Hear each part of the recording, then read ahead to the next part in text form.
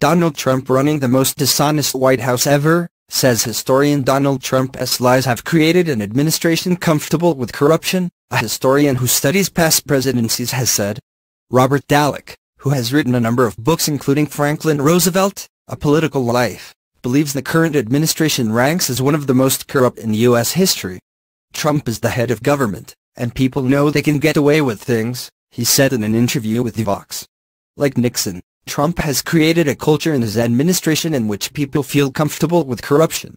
Asked whether the Trump administration was the most dishonest he had ever seen or studied, he replied, "Yes.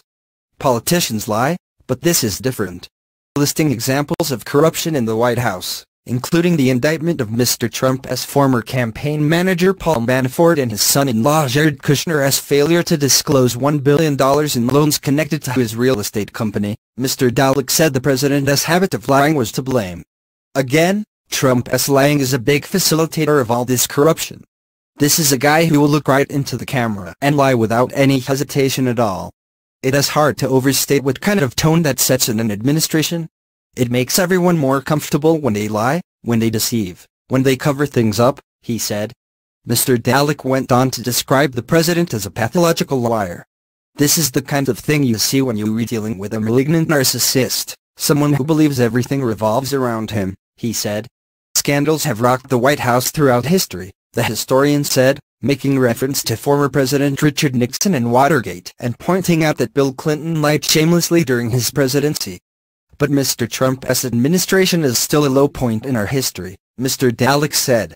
Presidents have been accused of bribery and shady gift-giving.